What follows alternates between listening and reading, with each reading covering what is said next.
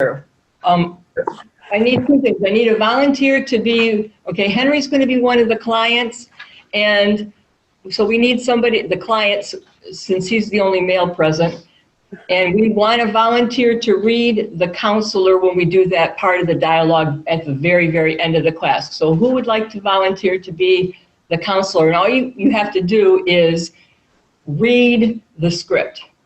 Oh, I'll do it. Oh, no, all I have to do is read the script. Okay, so then at that point, Kathy and Henry are going to come up in front of these two laptops. Okay, but I don't see why. Oh, man, I gotta do something with the computer. No, you just sit there. Yeah, all you have to do, you can take your paper or you could, and I'll read it. Okay, so, all right, so we have the two volunteers that are going to be the chaplain and the counselee. And is there somebody that would like to open in prayer today? Sure. I would love to open. Okay. Father God, we just thank you for this time to be able to come and hone in on our skills as chaplains.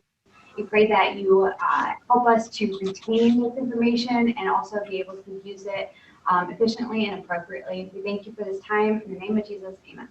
Amen. Okay. So this first sheet that I have up on the screen, assessment grieving exercise. This is for personal to do in your spare time. It says grieving exercise.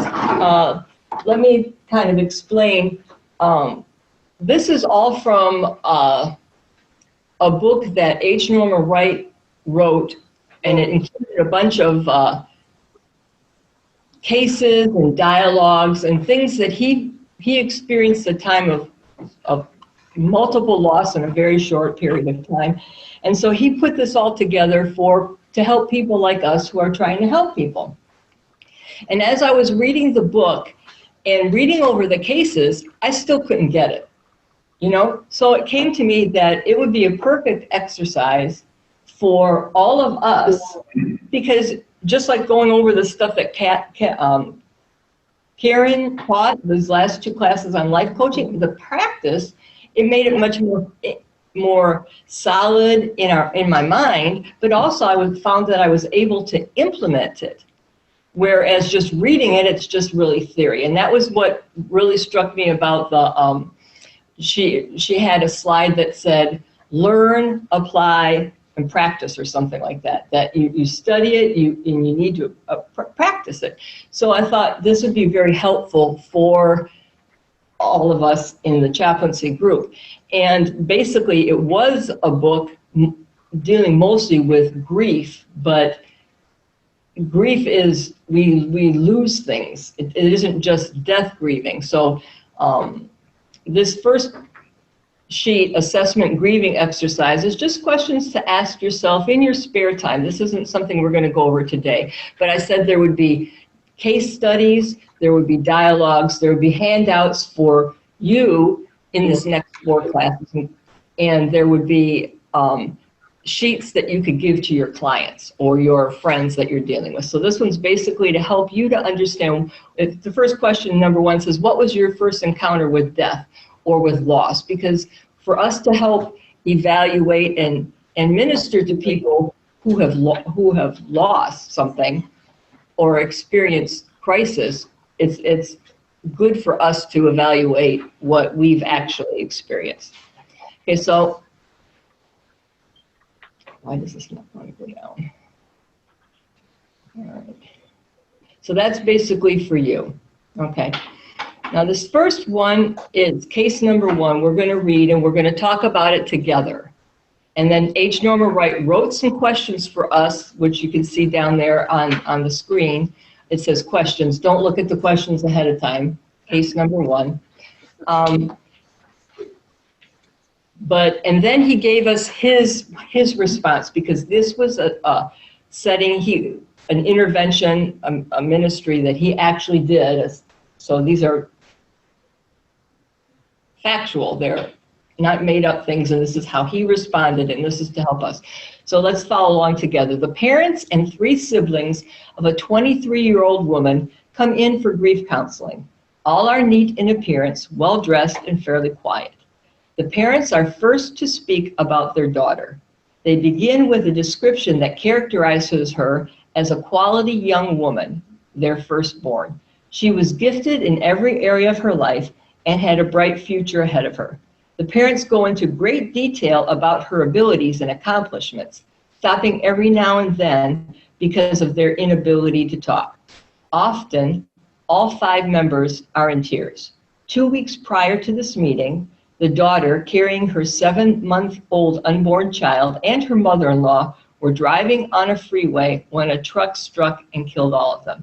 Since that time, every member of this family has been struggling. So first thing I want to ask, are there any comments or things that you noticed right off the bat that you would like to share about this scenario? No? Something to share? Yeah, is there something that strikes you, first of all, an impression that this case makes on you? This could sound kind of weird, but to me, well, there's obviously several parts, but the part where it says they're well-dressed, like that they're still doing their daily activities, like Their hygiene, they're keeping their stuff up. Okay, dressing. Right. okay.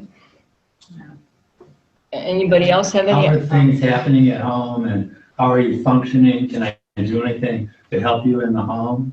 Okay. All right, so you would okay. The other thing, Go ahead. the other thing is when they're talking, it says, they went into great details about, because this is one who died, right? Yeah, Right. the girl died. It said detail about her abilities and accomplishments. And that's all they're talking about. A great future ahead of her. Mm-hmm.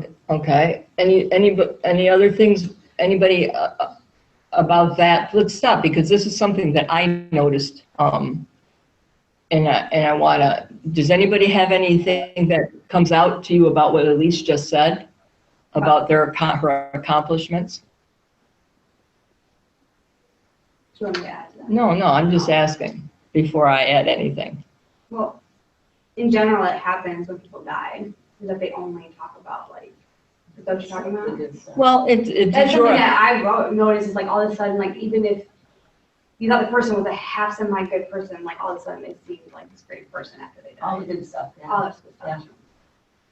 Okay. High on a pedestal. So there is one thing that I noticed about the parents talking and the children, well, who are all younger. One of the things is it seemed to me like maybe she was a favorite, somebody that, the parents were always bringing up, Around. right, bringing up to maybe the firstborn. I mean, firstborns aren't always exemplary, right? But it seemed to me that they were talking about, all the wonderful things about this daughter. It doesn't tell her name. We can call her Anne or whatever. And that maybe there might be some resentment of her brothers or sisters because they're always bragging on her. That's something that occurred to me, which, okay. And is there anything, Kathy, you said something that you were noticing something? That they put her on a pedestal. That could have put her on a pedestal, which it could be because, Right. like what we just said, is that Positive when vibes. they're positive, when somebody dies, if there's good feelings, you don't normally come off with all the crummy things they've ever done. It's always, you miss a person and there's a lot of remorse. Right. Another thing I noticed is that the husband wasn't there. Oh, yeah. That the husband wasn't there. Well, you know what I noticed? No, what? Go ahead. Can you hear me, Trish? Yeah, everybody can hear you. Okay. It's only 2 weeks since his daughter died. I mean, she's a young woman and she's carrying their grandbaby and everything. And it seems they must have been in absolute agony to seek help 2 weeks after this tragic death occurred. And to me, the husband not being there makes sense to me because it's only 2 weeks, you know. He may not even be able to speak to anybody at this point. Mm-hmm. So That's a possibility. The reason I noticed that the husband wasn't there, I was thinking, is there some type of alienation between the in-laws and the husband? Which may or may not be And I so. was putting them at the service man. Mhm. The service. Okay, so now we've You got, have to realize that she lost. I mean, wait a minute. Let's go. The husband that's not there, he lost his mother and his unborn child and his wife. yes. right, He lost three Yeah. people Yeah. in one thing. So, whoever that said about the 2 weeks, it is kind of early to be going to grief counseling because they haven't even absorbed all of what happened yet. right. They haven't even come out of the shock and maybe denial. Okay, And So then that- every member is going to. It says that every member of the family is struggling. So, every person has grief differently. So, to come into grief counseling as a group the first time, I guess that the therapist would break it down and say, okay, what is your sense of grief, or how are you grieving? Then, who's at what step now in the grief process. So, okay. All right, so let's look at the questions then. So we've got our initial observations, all of us, okay? And you can refer back to your sheets. All right, so what the author asks us is, how would you begin this counseling session? Okay, Henry already talked about, is there anything I can do, whatever. And describe with your exact words. So when you're saying this, try to say it like you're talking to me. I'm the mom, I'm the brother or the sister or whatever. Does anybody want to take a shot? How would you begin this counseling session? I don't know. I guess.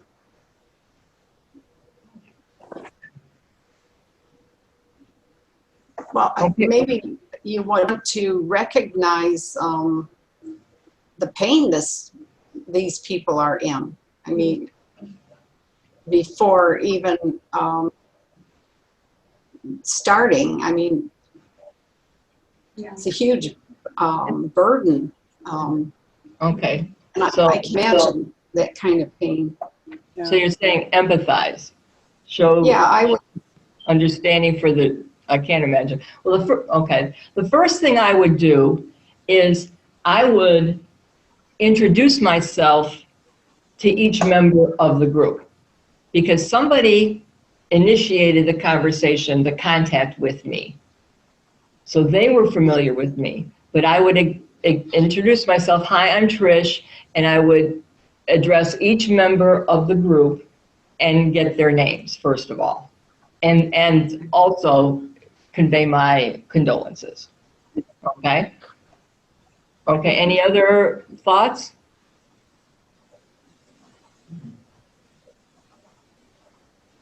well, from the coaching background, or even / counseling, I wouldn't even say coaching. I would say I think somebody already said it. What can I do for you? Because each person is going to have a different need. And you're right, Trish. I was going to say what you said. I just let you say it, that you would introduce yourself and then display your condolences, and then ask, because each person may be there for something different. They're all in grief, but each Right. person may be at a different stage. So I would definitely start off the session by saying, how can I help you today? What can I do for you? They already said that. Okay. Okay, any other comments before we go on to number 2? Okay, so now whenever you have a contact, there needs to be an end goal, right? So what is your goal in the initial session? I think it would be just to make people feel comfortable initially, because the thing is that in the beginning, you're always going to build, right? Like in the beginning of a session, a first time session, depending on the person, different personalities, they might spill it all out, but most people have to warm up, you know? So I'd say just keeping it, doing things like what you were talking about, because that, just what you guys would have referred to, that will take a while. I mean, there's 5 people. five people, so it's going to take a while. So just getting that comfortability going. Okay, so one of your initial goals is to develop a rapport with the people and make them feel comfortable. And everyone knows that I'm to help each individual. Okay, and address to each individual that you're there for each one of them. Right. Would they also, just kind of random, and I guess Catherine might know this actually, but would they typically do just family therapy, or would they also do like separate therapy? Just a side note question. I think you would do it, well, I think actually, if I remember, he addresses that. There might be a group thing, but it would also be appropriate to address people, to make arrangements to deal with each individual as they were ready, you know, because some people might just be there and they're just going to, they're just kind of there. But it isn't a thing to be able to minister and support each part of the group, okay? Any other goals? I mean, could you, also express that, the feelings that they're having is a normal feeling that they were having? I mean, would that be too cold or callous to say something like that? No, I think it's always appropriate at some point to normalize the fact that what your responses are, because a lot of times we think I'm the only one, or this is bad because I feel like this, or it might come out like I mentioned because the youngest one might feel that the oldest one was always the example, and they might have some inner resentment even though they had a relationship and stuff. So we definitely want to normalize their reactions. And also I think that it'd be important that it's kind of stated or whatever, that everyone does grieve differently, because I think that a lot of times there can be, if one person's very expressive and somebody else isn't, then there can be like a conflict that, why aren't you feeling the way I'm feeling? And everybody does it differently. Okay. So then also to kind of build an acceptance for this, how everybody else is reacting. All right. So number 3, go ahead. You were going to say something? Oh, I thought somebody was starting to talk. Okay, so number 3, what would you say or ask to engage these 3 siblings? Trish, this is Karen. What I would do is try to ask them, let's see, how would I put it? What were your best moments with your sister? I would kind of bring because it's going to be a solemn affair.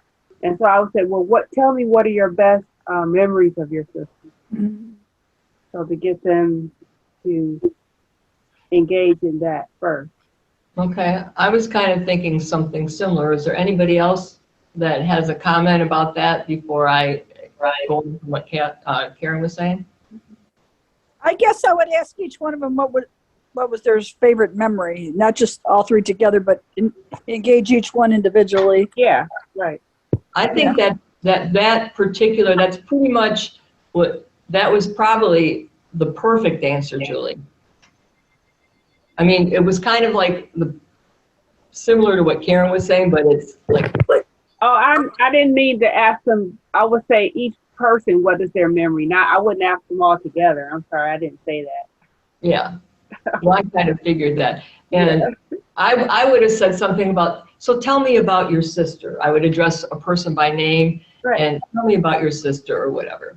And I would ask each person. Okay, so we kind of we're all on a pretty similar page on that. Okay, number 4 is, what would you want the entire family to take away from this session in a tangible way? I know, it's kind of like, how can you, when they're saying it's not really touchable, but when a perceived way, let's use a perceived way. in an understood way. Any ideas or thoughts?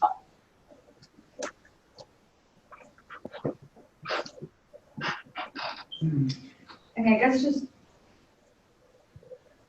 that it's okay where they're at in their grief. Like, Okay, so you're talking about you're not going to acceptance. solve anything in the first, necessarily, in the first encounter with them. So just kind of like, Henry was saying, with normalizing and letting them know that it is different, that we all have different ways of dealing with things, that the different grief steps come and go. You know, one minute you might totally realize that they're gone, and the next second you're angry, and the next second, no, they're not gone. You know, and if that's normal. Okay, so some of the different, that there's different phases of grief, that it's not all the same, that we talked about making them feel like they're not aliens in their responses. I think for me, it's always that I'm there to individually support them, okay? And whatever they are all individually going through at this point in time, right here, right now, is okay. Because we all have to be okay. Right, Instead of regretting negative things. okay, that's it. Make sure they all understand that it's okay how you feel. Right, because even if they're acting out, if they're, Right. It's okay, that's their way of expressing their. well, so your acceptance, I Everybody think. handles grief in a Right. different manner. I mean, it's not okay if they're responding by drinking, okay? Oh, and- but we're in a session of talking, right? So we would be, right? Right, but I mean, it might come out at that time, so we don't. That's a good point. You could kind of like maybe give suggestions depending on how much time you have of like healthy coping strategies. Just like, I mean, I don't know how much you would actually be able to get into in the first session, Right, but like those healthy coping strategies. okay. Another thing might be that it's going to affect their family dynamics, you know, so it doesn't say if they're all living at home except for the daughter, but it's going to affect them as a family unit, that they have an individual loss, but it's going to affect them as a family, I think, okay? So based on the information in the case study description, we've already talked about this, I think, identify all the possible grievers. So who, you can make notes on your paper, so who do we have as a griever? Parents, So the parents. The parents, the siblings, the husband. the husband, And the children. okay, so then there's also the father-in-law, the driver of the truck, and any kind of people they've interacted with at that initial, point of tragedy, I think. Anyone else we can think of? Friends. Friends, yeah, we forget about friends. All I mean, right, they could be like coworkers. some coworkers, perhaps.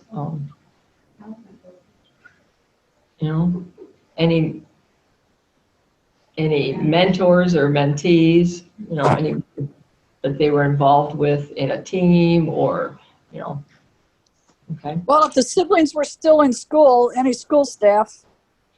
okay. Yeah, you would know that. Okay. So what are the factors that contribute to this loss being a complicated grieving process? This is kind of a complicated question. Well, first of all, the age. Second of all, the fact that she was pregnant. Okay. Right? Third of all, the fact that it wasn't like a natural, quote unquote, natural cause, that it was somebody else inflicted.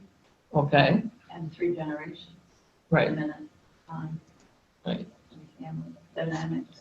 So there's an interaction with the son of the mom, the husband, and his family. Right. And his family. Okay. Okay, let's see what our, okay, this is what, let's go look at the case study responses, okay?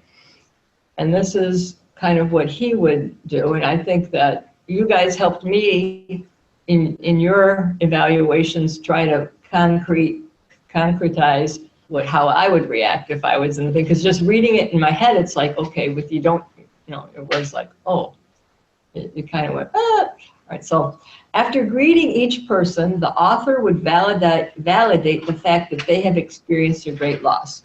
If not known, he would ask the name of the daughter, as well as her mother-in-law's, and whenever reference was made to either person, he would use her name rather than refer to either person in a general way.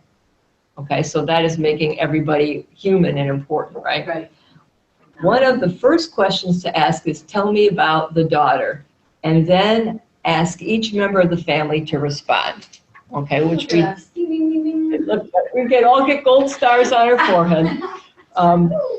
And then ask each member of the family to respond. Too often children, neglected grievers, are left out of the interaction. And I just want to say that when my daughter died, I was so involved in what I was going through. I mean, I was more conscious of my husband that I wasn't able to, I didn't even think to try to extend myself or how I could help my children, my other children that were left. So I always feel bad about that. I think what you don't realize though is that you did. You just don't remember. Okay. Well, I wasn't conscious of it, but anyway. But she did. I just Do always. you remember you sleeping in my bed? You've told me that, but I don't remember. I'll see. See, she doesn't remember. Okay. Anyway, so I think that's something that by my life experience made a big impression of children being maybe not included or not recognized. Other. Okay. So too often children, neglected grievers, are left out of the interaction. After each person has responded, the next question is, would you describe for me what the last 2 weeks have been like? Which I think we kind of alluded to that, right? So that each family member has a chance to tell his or her story. And I think that's very important. I think too often when we're trying to help someone in a formal or informal session, I just find in general, we do too much talking. That it's very important for them to be able to express and process their grief.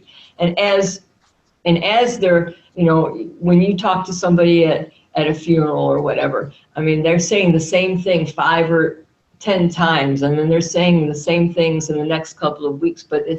And some people might get tired of it, but it's important for us in processing our grief.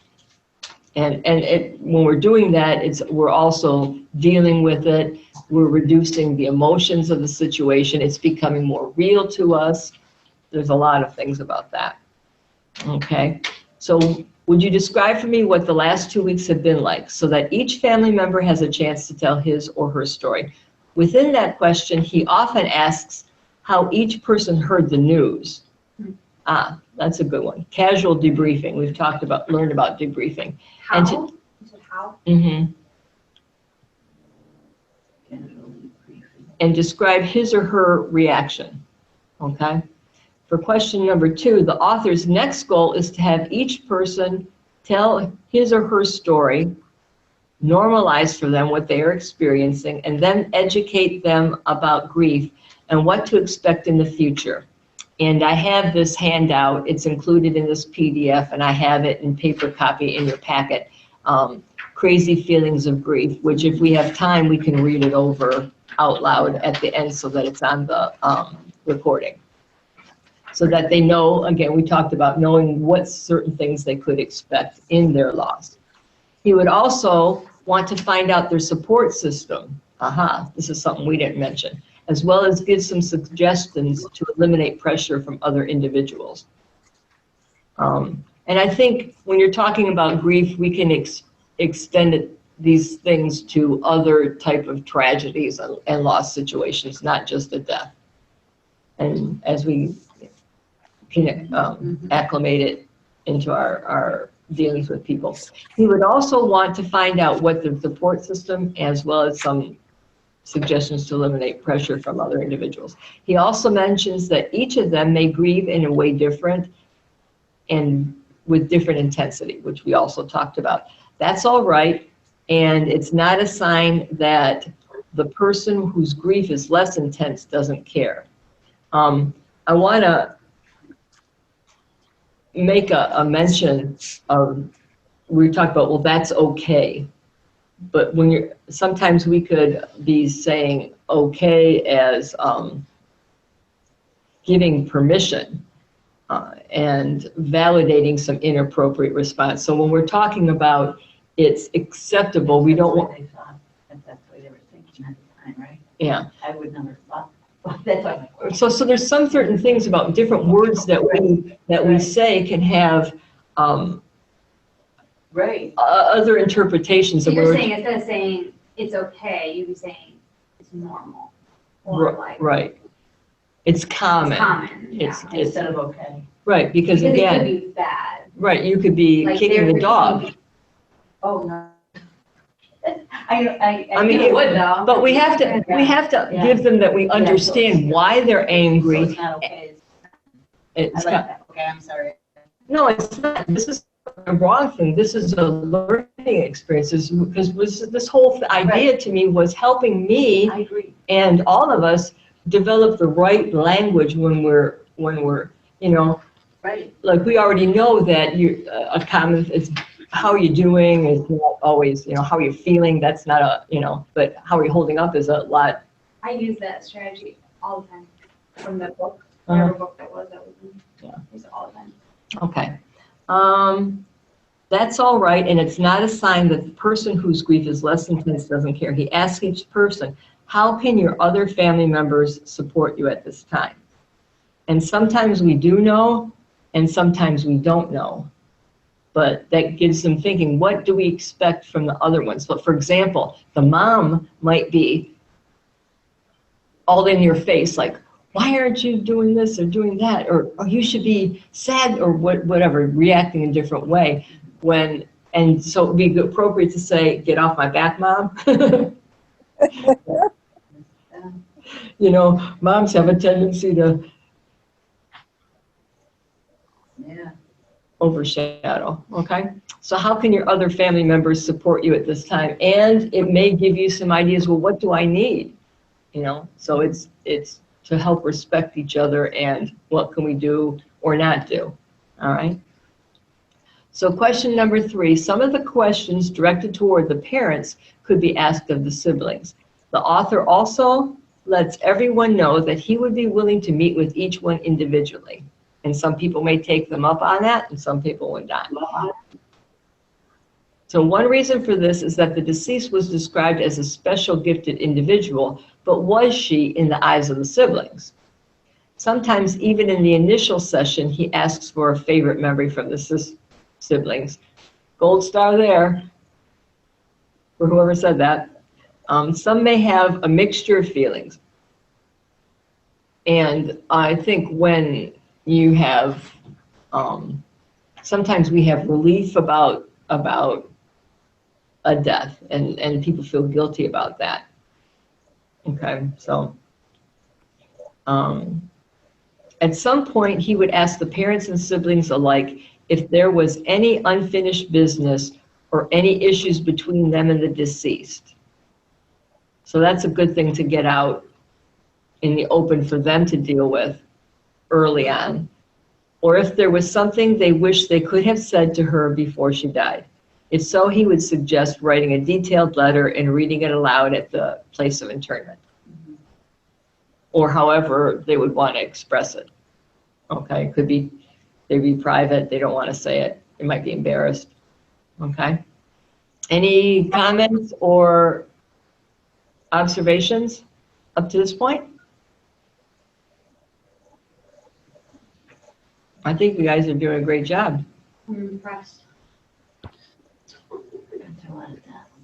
Okay, the author number 4 wants each family member to believe there will be help for them during the months and years ahead of them. Okay, and a lot of times we don't realize or think that they might not realize that this is something that will stay with them for more than just a few weeks. Okay. Any suggestions or recommendations he makes are put into writing, such as the list of crazy feelings of grief and so on. Material on grief can be given with the suggestion to go over it when they are ready. He lets them know that it is normal not to remember what they have read at this time. Okay, so we talked about identifying other grievers or people that have lost. There are 2 other family members who are lost as well, the daughter's unborn baby and her mother-in-law. So not only are the parents losing a daughter, but they're losing their grandchild, which is, and it sounds like it could be their first grandchild on both sides of the family, who knows. But the father-in-law is losing that, as well as his wife. The siblings' relationships with, as far as their feeling of an unborn child, they may or may not have a strong connection with that. Often, for example, when there's a miscarriage, different people have different ranges of response to that. Some people just go through it like it's nothing. So the children, the siblings may have been really involved in that and experienced a loss from the unborn baby. We don't know what the in-laws relationship is with the mother-in-law and the father-in-law. Okay, so it would be easy to ignore them and gloss over the loss. The author would ask about the baby and the mother-in-law, as well as the effect of the loss. So then they're also bringing that to light. They might not even realize that they are suffering in that area. A missing person at this time is the husband of the daughter who was killed. Who is ministering to him? For the parents, their loss is a grandchild, which is major. The possible other grievers to both baby and mother-in-law would include aunts, uncles, cousins, first responders, the truck driver, friends, co-workers, pastors, church members, the OBGYN, the husband's family, and a similar group of individuals from his side of the family. It's important to consider who will minister to all of them and how. Okay, obviously the author couldn't possibly expect to reach out to everybody, but he could give them their card, make themselves available. So, as we can too, we have a more limited amount of time because it's not our quote-unquote full-time profession. And we might not have a good enough relationship with, we might be totally unknown and they don't want to talk to somebody that they don't even know. But it's important to consider who will minister to them. And we can help people find support that they're comfortable with. I mean, if one of those people in this family doesn't like me, well, I know it's impossible to consider, but I know, but we might not click, right? So, we can find other people that they're comfortable with, right? Okay. One of our tasks as counselors is to identify neglected grievers and reach out to them as well. Okay, the complication of this loss, not only was this a sudden death, but it was also a multiple tragedy involving someone's child, an unborn grandchild, as well as the mother-in-law, grandmother of the unborn child. The way in which the death notification was made could be a factor as well. So I didn't consider that either. I don't know if any of you guys did, but. Notification. Right, how they heard it, because he mentioned that we would ask how they heard about it. Right. Yeah. Oh, I didn't think of that. Yeah, so I've heard that before, but I didn't. it didn't come up in your brain this time when we were thinking about that. So we can't think about everything all the time, but the more often that we consider these things and go over them, the more that we can incorporate them. The support system, I think, is really important too. Yeah. Yeah. So, yeah, we definitely need, like, there's different people I know that have gone to, there's grief support groups. In this material, the author does talk about different, to me, unknown grief material and grief support groups, you know, but we can investigate, and I think we know some in our area, but you can look these up when we get through this, the material on the, you can look it up on your own time as it needed to find out, you know, how to refer anyone.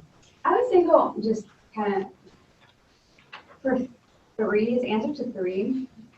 I did kind of think it was odd. I mean, he said he would ask the parents and siblings alike if there's any unfinished business or something they wish to say.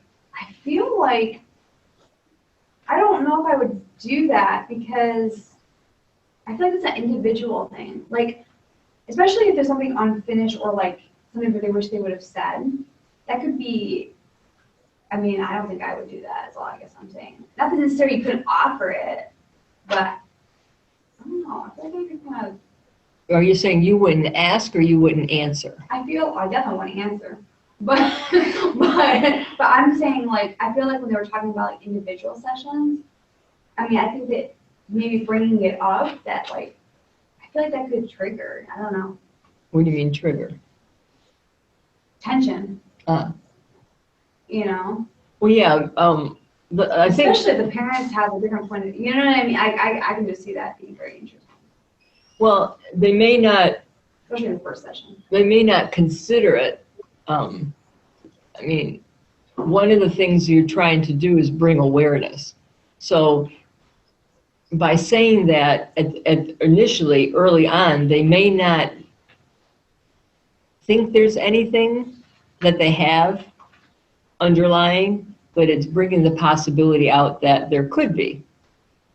You know, not everybody's relationship is hunky-dory, and, you know, but like for example, if the day before you had an argument with your sister and then she's killed, you know, so they Yeah, may, I know, that's what I'm saying though, like, I think it's interesting that this is the first session and that they're asking this question in a family therapy. I just feel like, personally, I feel like that I'd caution on that, I don't know. Does anybody else have that? You know what I'm saying? Like, yeah, like, first of all, it's so deep, Personal. it's so personal. Yeah. I might be willing to say it individually, but like, I don't think I would do it in a group setting. I think that I could say something like, a lot of times there's unfinished business that we have felt, you know what I mean? Like, sudden deaths, maybe we regret a way that we say something. I might state those to kind of get their idea, but I don't know if I would actually like. Individually say, what's your reason? Yeah, I definitely wouldn't individually ask them. I think if they were saying Yeah. you would do it in a group, like, Yeah. you know, is there any whatever, but Still, I just it's feel like- the group would still be an individual Yeah. in the group in this tragic situation. well, I think it's, Yeah. I think in his perspective, it's important to address each person as an individual, even though it's a group setting. Mhm. And frankly, this may be the only time that he sees any of them. So they need to be aware. I think that's why I Even- would do it more as a statement, I guess. Okay, instead of a direct question, that's a possibility too. I don't think there's any right, Pages you. I don't think there's any Yeah. one correct answer. There might be some things that we learn are the less effective ways to act, but, And depending on your interaction, it could totally depend on the family and what's going on in that moment. Like, everybody, you know, it might be having a session where people are just like really starting to open up. Mhm. Okay, well, and everybody's comfortable, but when it says that they were kind of all quiet or whatever, at least at the beginning of the session, I'm just saying to keep that in mind. Like, you need to feel that out in the moment. Of Right. like, how should I go about asking this? How should I go about saying this? Right. Versus just being like, so do you have any regrets? I don't know. I just say, I feel like that would make me feel like tense if I did, and I'd see my parents like that, and then I feel like guilty for having this, and then they're gonna look at me different, or whatever. Okay, well, that is a valid observation that we do need to be cognizant of the atmosphere, and at least whether you directed it individually, because it might be like an affront to them, but to generally say it and make sure that each one understands that you could have something, unfinished business, and they may at that time want to say something. Right. Okay, but they may not. So bringing it up is probably a good thing. So I think we've reached the end of case number 1. Any comments or observations? I just have one, Trish. This is Sure. Sharon. Yeah. I was in a Zoom meeting the other day, and it was talking about trauma-informed care, and they were talking about what kind of trauma each that you can go at, what level you can go at. And what they were talking about was acute trauma, and this is what you would call acute trauma. And that's one single accident or one single incident that happened that you would address. And then I do agree with your daughter about it was too much personal stuff on just that one visit. So I would actually pray and say, Lord, how do I heal these people? What do I say? That's a lot of stuff packed into one session. And plant the seed of that builds trust. That's most important right there. The counselor or the coach has to plant the seed that builds trust. So each person individually can trust that person if they have to come back for individual counseling. Okay. I like that. That sounds good. So I think it's good for us to pray always, and as Christians, we have that Holy Spirit that can give us a check or give us a go-ahead, or what to do. So I thank everybody for their inputs and observations, and I think it's helpful for us to hear what other people have to say or how they would go about dealing with these situations. Okay? So are we ready to go on to the next case? All right. Okay, this one was a very interesting one. These are actual cases that this man dealt with. All right, actual cases, actual dialogues, and he obviously changed the names and some of the details, but he did have permission to publish them. Okay, case number 2. A 7-year-old child called the 911 dispatchers. Her words were articulate and now quite knowledgeable.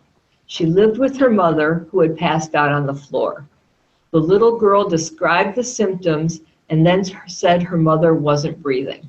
The dispatcher heard the little girl go over and check the mother's pulse, and then over the phone heard the little girl give her CPR. Unfortunately, the mother died. The phone line was kept open, and the dispatcher heard the sheriff's deputy arrive and then pick up the little girl and hold her and talk to her for about 25 minutes. You have been called because your name and number were found on the kitchen counter. When you arrive, the sheriff brings the little girl, whom you've never met before, over to you. I never get this one, right? Okay, so any observations, any initial comments besides this is a tough one, right? There's Yeah. a lot of stuff in here. Wow. I'm wondering if your mom was a nurse. I bet the 7-year-old is articulate and well knowledgeable, and she's passed.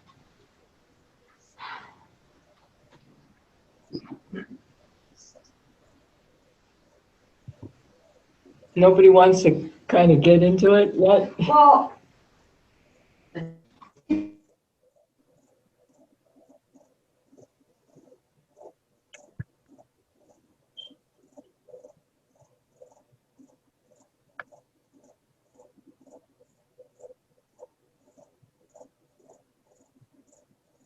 guess we don't know enough about who the person is.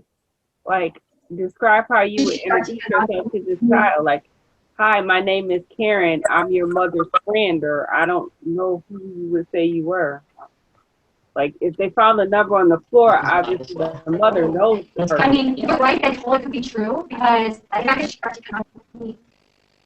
Or was given the number as a user, right? But yeah, obviously it was, yeah, so Karen's right. So question number one, we hadn't quite got there. Describe how you would introduce yourself to the child. How would you introduce yourself? How would you introduce yourself? Like, Yeah. how would you, who you would say you are? Right, because they called you to come over because they found your number there. Well, it's kind of assumed that the mother knew the Right. Right. knew me or the person, and so the first thing I would say, give her my name, and then I would tell her I'm your mother's friend. And I'm to help you. Yeah.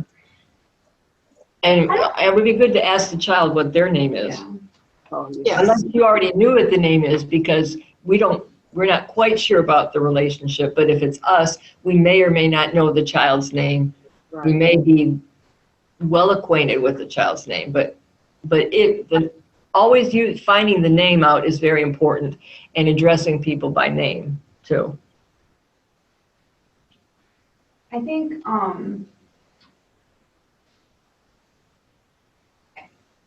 you know, a 7-year-old, just thinking with kids and stuff, I think that one of the ways too would be to say, like, I'm here to be with you, you know, versus saying, you could say help. I mean, I don't think it's a problem, but I think that just saying like help and maybe follow up with like just to be here with you, you know, versus saying like, you know, to take care of you or to like whatever, you know what I mean? Just kind of being there available so that they know that they can talk.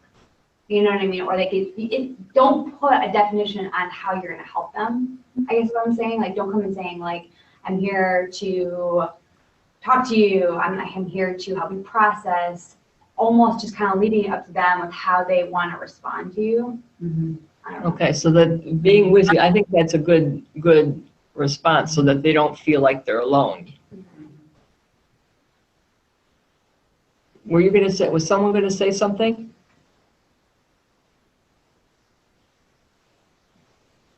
I guess not. No. I thought I heard a noise from the Zoom people.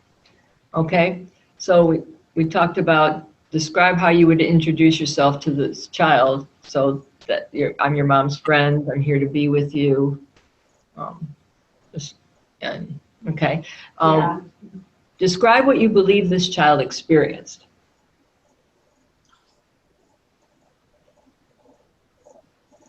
You mean like trauma-wise? Yeah. It's a multiple trauma. Okay, multiple trauma. What elements do we see here? Can you be a little more specific? Details. Possible suicide or death, possible, you know, there's a lot of things there. Tried to help her mom and she couldn't. Right? You know, that's Well, all, you know, it seems, Go ahead. and I just said that's all trauma. Yeah. Guilt, like guilt. but it seems to me this child has had, almost, you get the feeling she had experience, because she's 7 years old and she knows how to dial 911 and to even administer CPR to her mother. That's pretty amazing. So, you know, possibly the mother has had some kind of chronic illness or whatever that, you know, brought this about. So you almost feel like she maybe had experienced something like, she even knew how to take a pulse. That's pretty amazing for a 7-year-old. Yeah. So, yeah, a medical issue isn't something that we had previously considered, so that is a possibility too. Okay, so, Yeah. so first of all, she saw her mom pass out, you know, and she, even though in her 7-year-old mind she knew that there wasn't a pulse, she might not realize that she was gone. Right.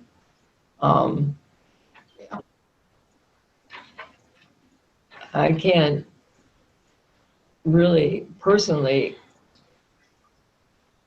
Well, shock, right? Like okay, shock. I'm trying to think, I can't think of, shock, guilt, Despair. Guilt, yeah, like maybe she didn't save her mother. You know, what a terrible thing for a child to. Yeah. and then she's got these strangers coming into her home. Yeah.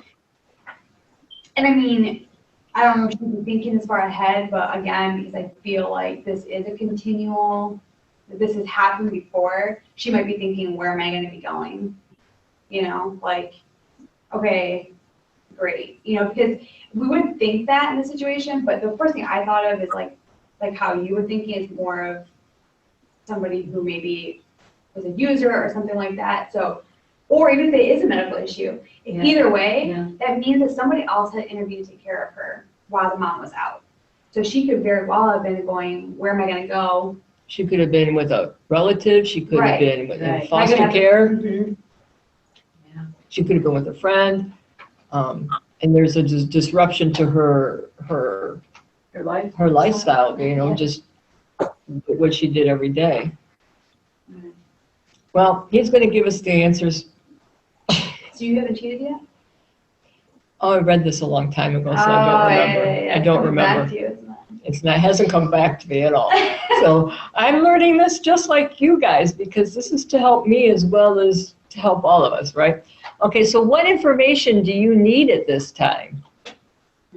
Okay, you're kind of a,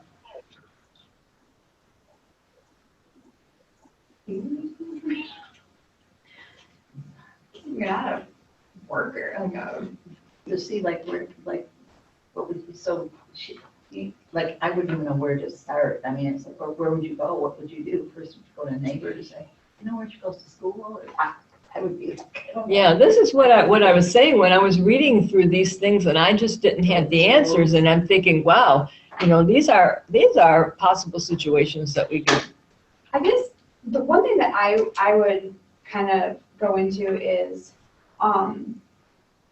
you know, asking like, is it okay if I, you know, hug you, or is it okay if I get you a glass of water, or just kind of, that way you can kind of gauge what the needs of the child might be at that moment.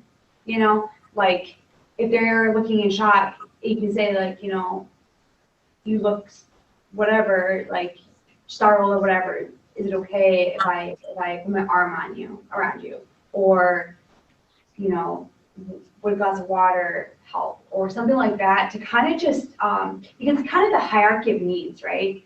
Like if your bodily needs aren't being met, you know, kind of building on that, and just kind of, yeah, trying to do that first, set those basic foundations, because a lot of times in those moments, like calming that, their neurology, basically, and calming them to be able to kind of just ease them in would be a step in the right direction. like, have you had dinner? Are you hungry? Yeah. Right, right.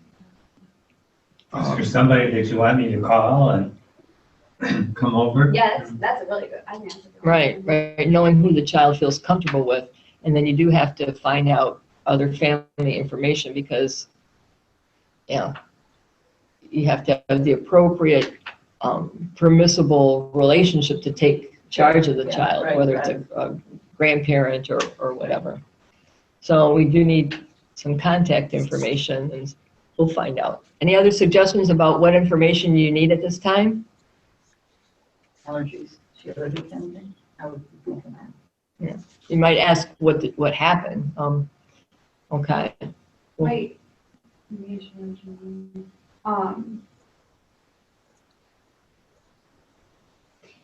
This is such a situation. You literally have to be in the moment, because I guess my thing is like if they're in shock, you want to try to Keep them warm, get them hydrated. Yeah. And there's also, I'm trying to think of it, there's a way, and she just went through the acute trauma thing, but there's something that you do in like acute trauma like that, like in that Instantaneous. Yeah, and I'm trying to remember, we did this training. We did this when I did my chaplaincy. I cannot remember. Apparently none of us can. We literally talked about, I just do it. yeah, they literally talk about, Like if you want. yeah, but you know what, stuff- the reason I said I would ask is because I've had people tell me before, like, Oh, yeah, I don't touch want, me. you know, Yeah. Don't touch me. Right. but, Like, is there a stuffed animal or something you might want? is there anything that would make you feel more comfortable? Was there I mean, anything- we may feel better, yeah. Okay, You eat or drink. That would make you feel better. okay. Yeah, I don't know. So number 4, what is your goal in working with this child? A safe situation. Yeah, and give her the safety for her, what's happening. Yeah, a safe and secure immediate placement for her Protection for her. and helping Feel her. secure and that, you know, we're gonna get through this together. Yeah, I would reassure her that everything's going to be okay. okay, well, how would you do that, Julie, if her mom's gone and she doesn't have any family? I would ask her if I could hold her hands, and I would look at her body language. To a little one is very reassuring, that they can feel that they're comfortable with you.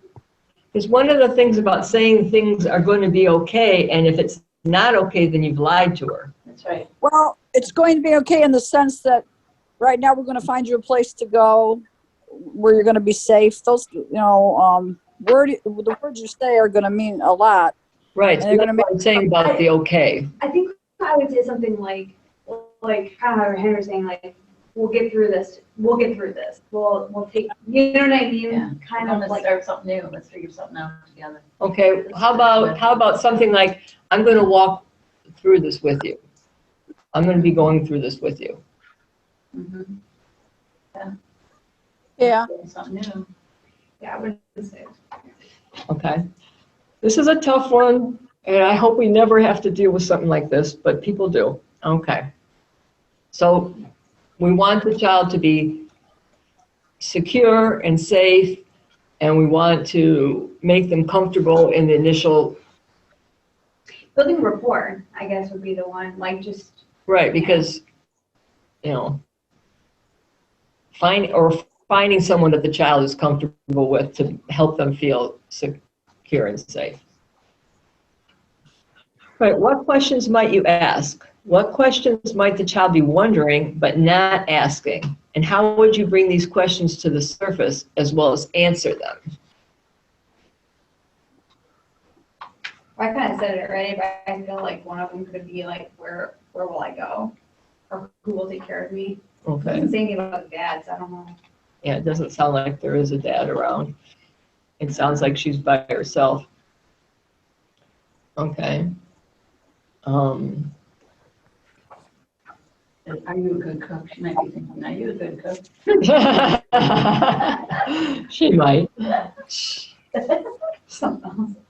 No, it's true. I put a little kid, you know where the bathroom is? That's what I need to do. Yeah. Yeah. I mean, honestly, for a 7-year-old, It could be all over the place. it could be all over the place. But she could be wondering, like, Where are they taking my mom? she might not really know what that They is. might not get authentic. If she doesn't understand, well, I don't know. It depends what she understands and what she doesn't understand in this that kind of a death situation. I don't know. Where are they Right, taking mom? right. She could just be, if she's passed out before, she could just think she's unconscious and she's going to Right, coming back. the hospital and coming back. So she might not know that she's deceased. She might have a question about, well, what happens if you're dead, what's gonna happen to me? So how would you probe to find out? Notice I used the probe word. Yeah. Yeah, see. I'm Um, proud of you, Trish. I learned something, right? I know. So how would we bring that out, you know, when with a child? I mean, Well, at this Julie point, and would Elise you- is probably good with this. It's good, Julie.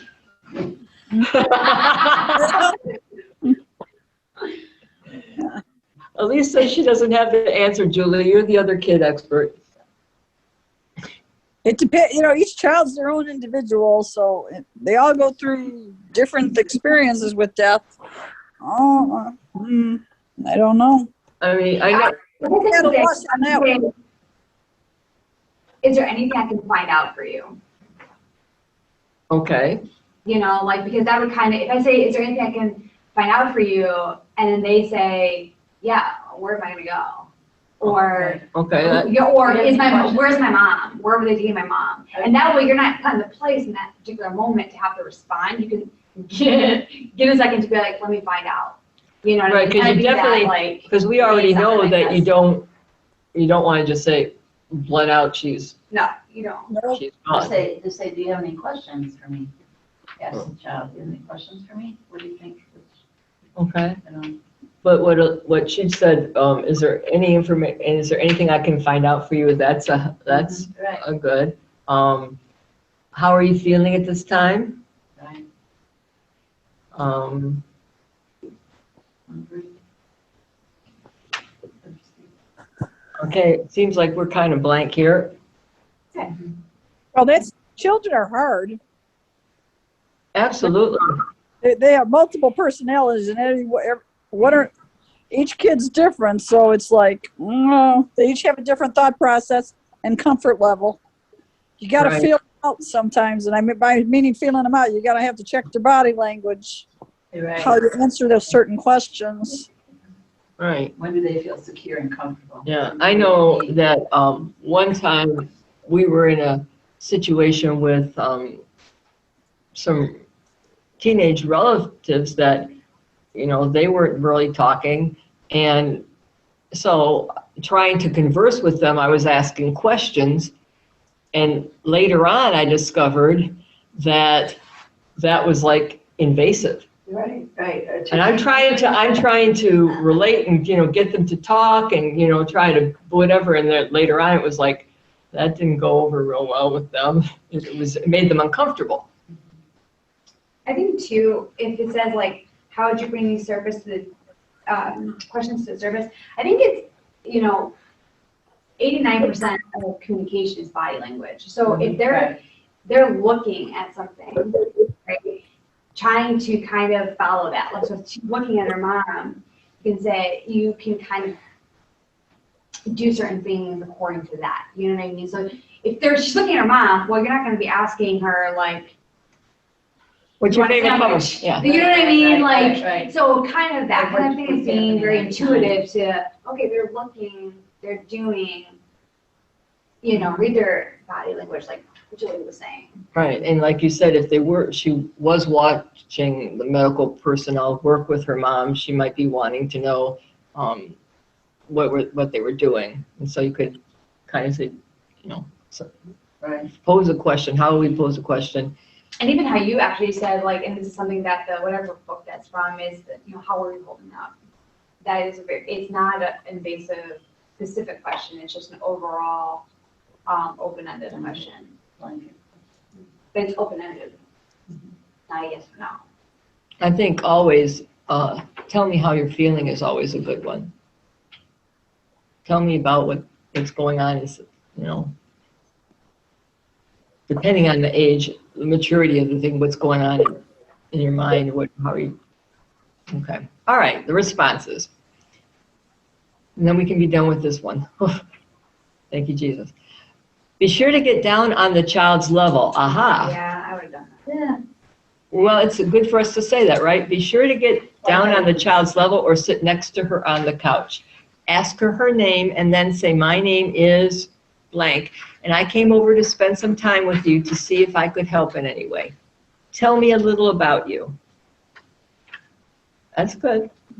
This guy's got some experience. I'll take what he says, right? I mean, all this is kind of like, wouldn't we already do that though? In my head, I would already have done that. Well, we don't always think about getting down on their level. Oh, well, that's just me, but I understand. Or in that moment, you Yeah. might, you see, Say, I mean, for example, if I walked in as a stranger, I wouldn't go, okay, I'm sitting in the corner and watching. well, not only that, you gotta think, this lady's still on the floor. So I you know, said that I person know. before? Oh, yeah, So yeah. you might be like, what do you, yeah. Yeah. I mean, I'm thinking that through too, like, Yeah. those kind of things, right? could affect Well, they you. called you. They might have already pulled her out, I'm just saying, you and don't there's somebody, know. but they wouldn't have left her alone, so somebody Yeah. would still be there. Okay. Yeah. Tell I mean, me a it little says- about you. Okay. 20, I mean, it says 25 minutes. Just being there, being present, and providing safety for the child is our task. The author might ask if she has a favorite stuffed toy she would like to hold. Okay, so something to make her feel comfortable. Right. And if so, send somebody to bring it to her. So that was something. Oh, Send yeah, somebody to bring it to her, so he doesn't get up Yeah. and leave her and go into the Right. bedroom to get it, and he Right, doesn't right. send her to go get it. Yeah. Ask for one of the medical people or whoever is there. No.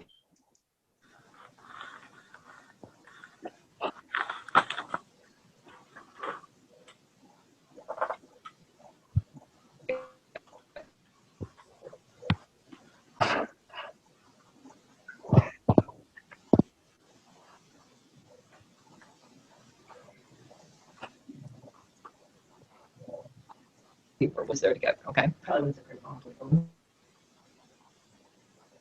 Not bring over her, because then if you're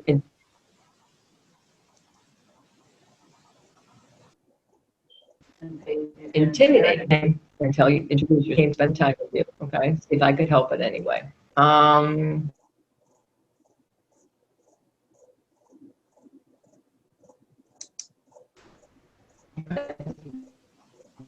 So a couple things there is to get down.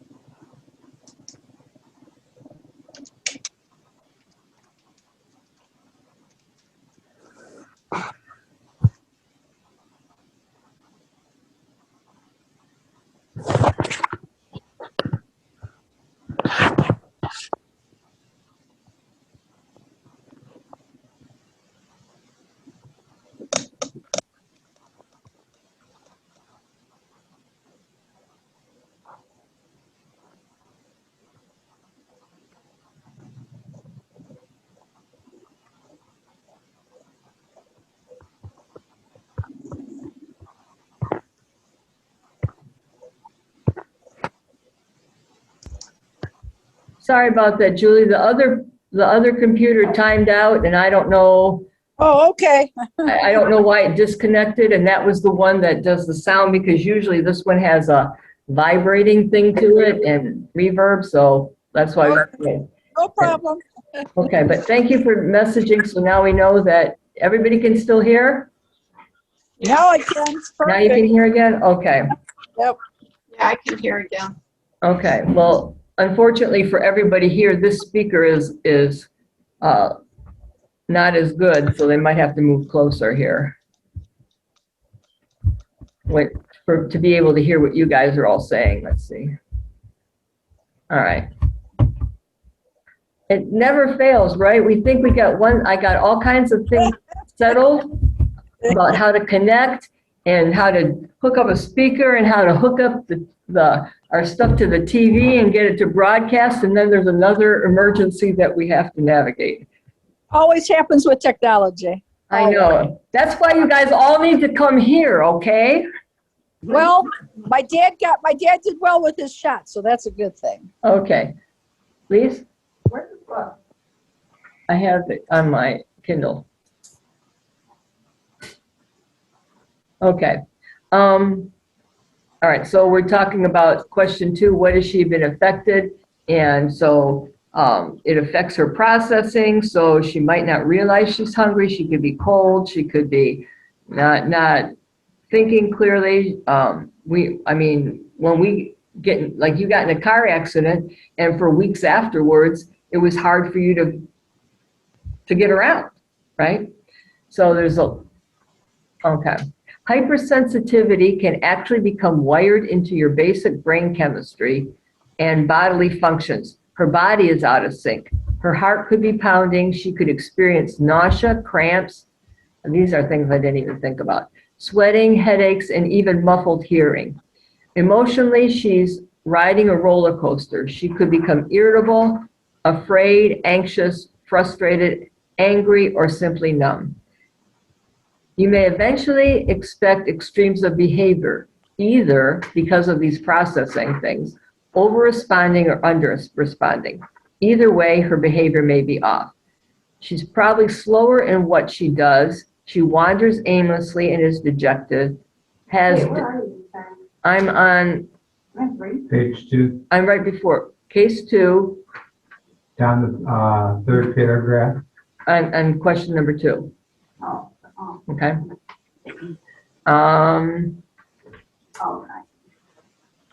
These are all possibilities. So she could be dejected and difficulty remembering and could be hysterical, out of control, and hyper. It doesn't seem like she would be because of the cold, calculated way that she responded, but there are after effects. yeah, but that's before the trauma. That was before the trauma. I remember when I was a child, we were outside playing and we saw fire in a basement window. And so we responded and got somebody to take care of it. But afterwards, I had some of these physical kind of reactions, and other people were like, oh, well, you know.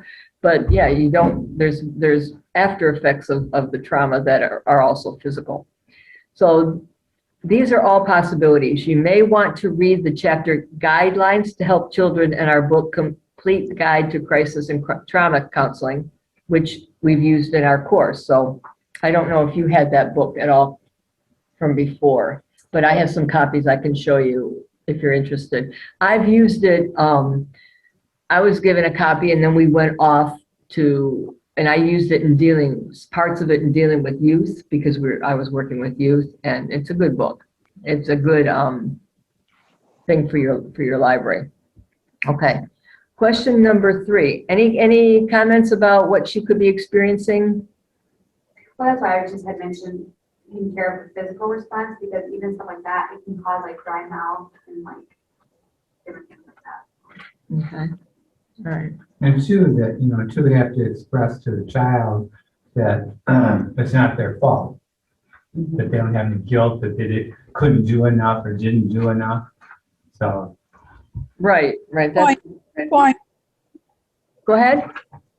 Oh, I good. said good point. I was agreeing. I'm glad you can hear because this speaker, yeah, you can hear it. It's not as good as the other speaker. And I do have a connection from the other laptop to a Bluetooth. So when we're in a bigger room, but I couldn't get it reconnected, but we didn't need it because it's a smaller room and everybody can hear pretty well. All right. See, working on this all together is helpful for all of our responses, I think. Okay, number 3. There are a number of practical matters, such as caregiving for this child, as well as continued counseling in the weeks ahead. It's as though you have a dual role of interacting and helping the child, as well as making sure she's safe and taken care of in the future. Okay? That's pretty good. Now, considering it was such a weird one, it's highly, well, it's not highly unlikely, depending on your sphere of influence. It could be, you know, in mine, I don't think I'd have very much likelihood of, but then I have people calling me, telling me somebody ran off and because they're angry and can I call their phone and stuff. So, you know, I have different people that I deal with, right? Okay. Number 4, a counselor's goal. So this is what the author's goal was. And thankfully he's a professional and he's got many more cases, yeah, many more than probably any of us have dealt with. So a counselor's goal is to provide support, comfort, and safety for the child.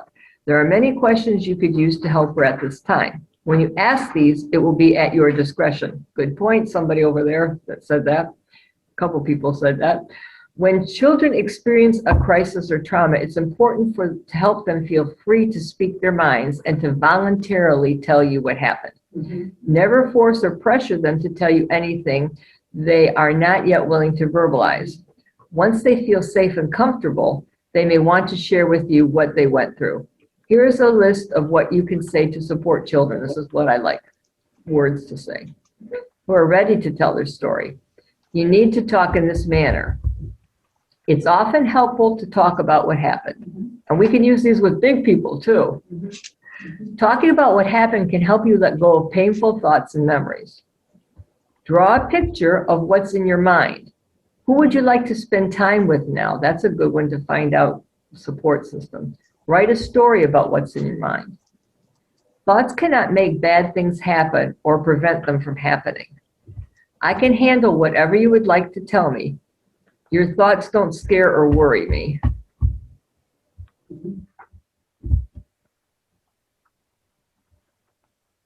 I'm just getting a thing that there was a message.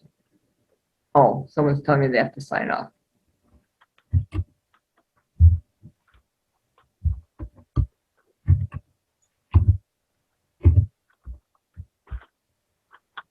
Sorry that I'm interrupting here. I can handle whatever you would like to tell me. Your thoughts don't scare me or worry me. Anything you think about is normal for what you've been through.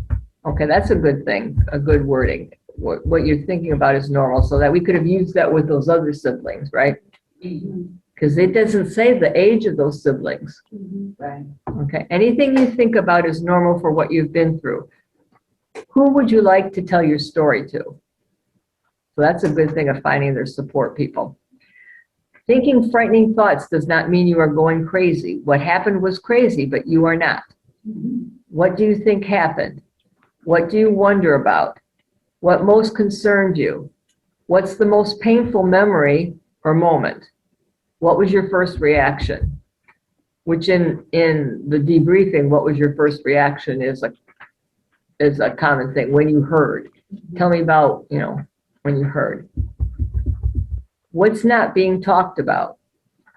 Are other people right or wrong about what they're saying happened? What was handled well? Who was helpful and why? All of your thoughts before, during, and after the event are normal. So obviously he wouldn't be saying all these things, but these are things that we can consider talking about. Any ideas or thoughts about these questions? I really liked how he said one of the things, and he used the thing, use your own expression. But I like when he said what was handled well, because it helps them like reframe in their head in a very early on Positive. of a positive way of looking at it. So like when she said, what was handled well, and you can kind of reiterate, like you called 911, you did all these things. Because a lot of times in trauma, like you rewire your memory of like what happened. And so Mhm. you only remember certain things. And so that's a good way to kind of get one of those things to be stuck is kind of like, you know, Okay. them. Any other thoughts about these questions that he presents?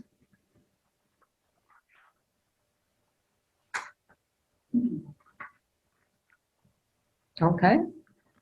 Well, let's finish these questions and then we'll take a short break so if people have to go to the bathroom or I can get some coffee and then we'll, after we finish them, then we can go on to the dialogues and we'll have our new stars. Okay. Okay, number 5, it's difficult to predict the child's questions, but here are some possibilities. Okay, did I cause my mommy's death? Isn't she just sleeping and will she wake up soon? What happens when someone dies? I keep hearing her breathe. When will that stop? What will happen to me now? Can I go where they're taking my mommy? What did I do wrong? Can I talk to my mommy if she's in heaven? Okay. 2 resources to take with you when you talk with children, ages 3 to 9. Fears, Doubts, Blues, and Pouts by Gary Oliver and Norman Wright, and A Kid's Journey of Grief by Joanne Chung and Susan K. Beanie for use over an extended period of time. Keep in mind that the 9/11 operator could be traumatized as well by this experience because obviously she's hearing what's going on. So, Not deal with it. And not to do a thing. right, Yeah. and knowing this child is by herself. 9/11 operators often have super stressful Oh, yeah. situations. So, is there any of your expertise that you guys want to share about this case before we take a short break? Yeah, I couldn't figure out anything, but it sure made sense once we started talking about it. Well, it's I important. said You know, we couldn't figure, it was like, it was hard with the child, that's when. Well, thank Yeah. God we have 7 lines. Yeah, and it was, well, it's just the day of completion, the number of completions, so. well, no, we actually had some, oh no, that's me on there too. So I'm going to sign back into this computer so that you guys can both sit here and, I'm just gonna- We can't text each other if we get to one situations. What would you do right now? I'm not going to go over the, I'm scrolling past the crazy feelings of grief. I'm going to scroll past this because I don't know if we're going to have time to go over that. I'm just putting this up on the screen, the thing that you would share with your clients or whatever. So that way, at the end, we could verbalize it. So I'm going to re-sign in on this computer and get some coffee and get ready for Phil and our counselor to come up and read our script with us. Okay? Oh, is that the end? Well, we'll be back in like 7 minutes, okay? Okay. So I didn't realize how long. It's always rubber. It's almost. That well. Okay. Yeah. So I told Alex, my boyfriend, Right, like, yeah. I'm not gonna be able to stay that much longer. Okay, well, it's good that you're not talking, you're not doing this. Yeah, there you go. Yeah. That's why the Holy That's- Spirit Yeah. prepared. So I'm just saying, don't be distracted this morning. Yeah. Like I told him I'd be home like early. Okay. I'm getting out of here.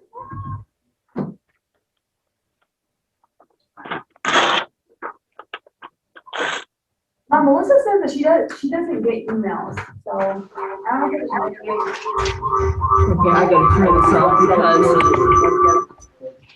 yeah, that's why. But this will get taken out. Okay. All right. So I'm gonna get my coffee. You may depart and you will just can. Yeah, I'm actually wondering if I should just leave now because I kind of, trying to think what will be least distracting.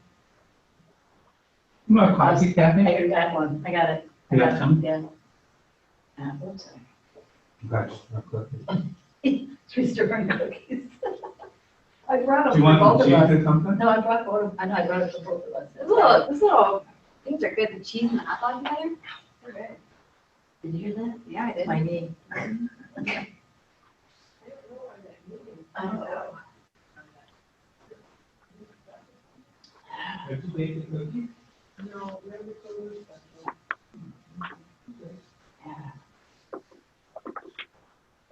I just know I was, when I was, we weren't allowed, I didn't go to the funeral when my dad died. No? And I didn't go to the funeral. Were you not allowed to? Or you just Yeah. chose not to? Well, no, I was 4. I didn't think I was chosen. I chose not to go, right? No. Well, actually, I was Well, almost. I mean, 4. we were I was given almost 4. options, so. I was almost 4, but no. But it was like, no, they didn't. It was like, I don't know if the family didn't want me to go. I don't remember it. I just know that. You weren't there for I some wasn't reason. there, yeah. But it didn't bother me because I had already told him a week before he died he was gonna die, so I already knew about it, so it was okay. Because he was ill? No, no, he was fine. I just told him one day he was gonna die, he was gonna miss me. When he goes to heaven with baby Jesus, I'm gonna miss you when you go to heaven. And he's like, oh yeah, we're all gonna die, blah, blah, blah, blah, blah, right? Did you think in that time frame, or were you talking about? No, I told him personally, and we were playing on the floor, and I told him that I'm really just gonna be sad that when he goes, he's gonna die, I won't see him anymore. But he's gonna be in heaven with baby Jesus, so he's gonna have great fun. That's what I kept telling him. And 7 days later, he died. No, And the day people, he died, I it really was do listen to kids because I'm Yeah. telling you, kids do say some stuff and you're like, Yeah, I really truly believe that the Holy Spirit protected me before he died for the trauma that I personally went through for the rest of my life. That's what my goal is, I totally believe it. I've heard people say that it could be because the devil was telling me that. And I'm like, to me, that kind of sounds I like think more of a positive because yeah, the reason I say that is because why would Satan try to, absolutely, for no reason whatsoever, and no mind well, frame it's a whatsoever. positive spin anyways, because with Jesus, Yeah. like, why would he I feel was like so he's going to happy. hell? Or, you know, something like, you know what I mean? I was so Like, happy that he was gonna play with baby Jesus. He was gonna have so much Right. fun. and playing the with enemy baby would Jesus. know, like. Right, so I don't think the enemy Yeah. would tell me that to tell that, but. Yeah, I don't think so either. Yeah. No, it's crazy what kids see.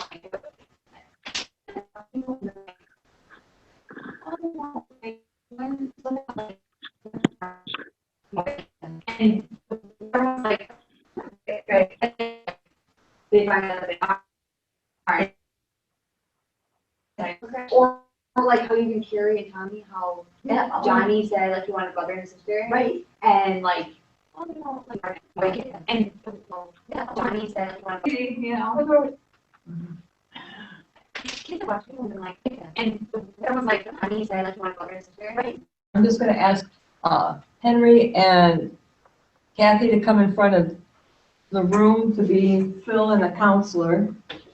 And we have 2 chairs here so that you can be, I'll get out of your way, but I need to be there so I can scroll. So Do you want me here or over there? either one you want, doesn't matter. I'll be right here. Okay, so let's get you on there.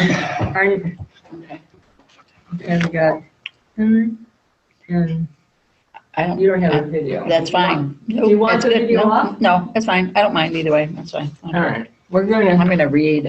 I'm gonna start the video. Okay, Hey, Julie. so now you get to see what I see all the time. Hey. So, we're already at the 2 hours, because sometimes people have to go, like Catherine already left, but that's okay. You know, I do have the video up from, the life coaching class, which is great.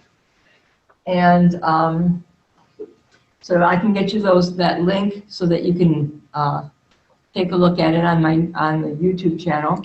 So right now, we're gonna go over a transcript. It doesn't really look like we're gonna have, I always plan for an extra half hour, but, because we always need extra half hour, but, I don't think we're going to have time to go over the crazy feelings of grief, but you can read that and make copies of it to give to people who you deal with that have experienced a loss. That's so they what they know is normal. So okay, so we're just going to go through this case, and I'm just going to ask, can you read that, or do you need your Okay, read the or script. do you want there. this? Either or. I'm just asking. Well, I mean, it's better, you know. Yeah. Bifocals. Just don't put it up to your face so we can see it. Okay. All right. Okay. So, I'm the counselor, so I go first. Haha. right. As you read, keep asking yourself, what was the purpose of the counselor's response? There will be at the end his analysis, a very short analysis of the session with Phil and the counselor. Our counselor's name is? Kathy. Kathy? Kathy the counselor. Kathy the counselor. Okay. All right, Kathy. go Okay, ahead. ready? Ready? Okay. Okay. Would you like to give me some information on the situation, Phil? Sure. I'll give you some background. My nephew is a quadriplegic. He lives over in Oceanside. He broke his neck 16 years ago at the age of 18.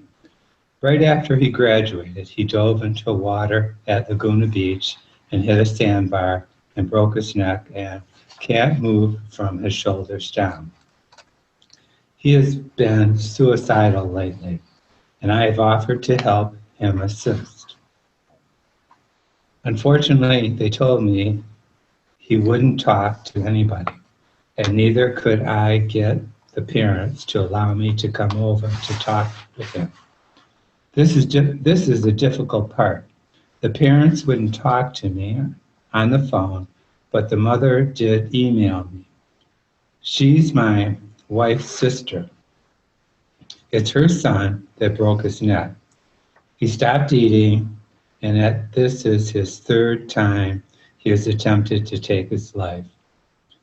He's been insisting that his parents sign a piece of paper so that if he ends up in the hospital, it will allow him to take them, that he doesn't want a feeding tube or a respirator or anything. He's on a full-time respirator now, so he can't breathe without it. He's at home with his mom and dad, and they do have a nurse who comes every day for 12 hours. And then the mom and the dad take over after that when they come home from work. So I think it's more than they can handle at this point. My recommendation in an email was that they seek help either from a chaplain, from the police department or the fire department or whatever. I suspect this kind of help is needed at this point in time. I don't know how to get through to them because they won't let anyone talk to him. Okay, so if you weren't able to talk to him, who would respond? At this point, he's not responding to his parents and they're concerned, but I keep telling him, you don't know if he would respond to me. He might not be responding to you because he's angry with you because you won't grant his wish to take his life. I could find out what the extent of this is. What's his name? His name is Seth. Phil, if you were able to go there and talk with Seth, what would you say? And how would you approach it? Well, the first thing I would ask Seth, are you feeling hurt? I don't think he's been asked that because I do know some of the situations that brought this on is that one of the male nurses that he really liked and had a good relationship with just up and left. At this point in time is when he went downhill really fast. So he probably feels abandoned. Yes, I think that's true. And when you talk with him, you're looking for an emotional hurt. Yes. Let's say that Seth doesn't say anything. I expect he won't respond. How would you respond if he doesn't say anything? That's where I've been stumped. What are the possibilities? Well, I think that some possibilities might be bringing up, Seth, are you hurt because of losing? What are you hurt? What are you hurt because of losing? Losing the nurse. Losing something. So-and-so, So whatever. losing so-and-so. It's Losing, just losing someone, Seth? blank. So, I could see it would trigger a response out of him. He has 2 high school friends who have kept in touch with him, and they keep calling and calling, but he won't answer their calls and he won't talk to them. He put a blog on the computer that says, "My parents won't allow me to commit suicide. Somebody, please help me." So he's crying out for help, and I'm not sure if he will accept the help. It seems like the parents are allowing him to get outside help. Outside help is what I think both the parents and he needs at this time. would it be possible to say to him, I have noticed that you are crying out for help. You've asked for help in committing suicide and wanting your parents' help there. And what other ways can your parents help, or if anyone can help you, if suicide wasn't going to occur? And if you continue to be alive, what would make you feel better about you? Well, and it says, what would make living better for you? Oh, I thought making, okay. Sorry, I'm making my mistake. That's where I want to take the conversation. Find out what will make it better for him. If you stop and think, he's bedridden all the time and he needs help with everything. He does have a power chair that he can operate with his mouth. He has been able to get into the power chair and go out with the nurse besides him. He's nearly ran the power chair off a cliff. That's when the nurse reached over and powered it off, and then we're able to manually move it and make it away from the cliff and take him home. The nurse thought that maybe he wanted to get out and see the view, but when he started increasing the power, the nurse knew that there was more than a walk, taking a walk. The parents have threatened to commit him to a hospital. They use the term 5150. I'm not familiar with it. I guess that means they can exercise the right to have someone committed who is a danger to himself. The parents have also asked, would you like to go see your favorite doctor? And he hasn't responded. He hasn't had any fluids for about 3 days. Phil, how would you handle it when you go talk to him?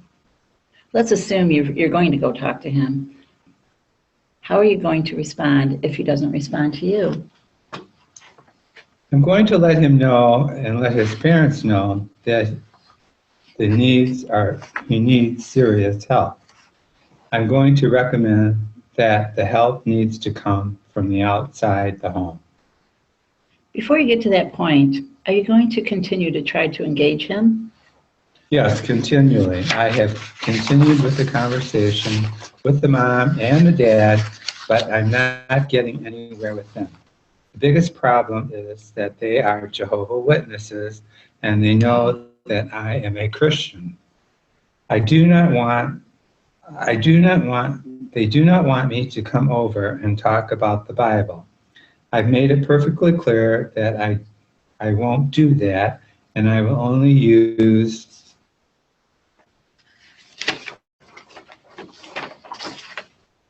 the training I have received here, and from a sense of urgency of really wanting to help Seth more than anything else.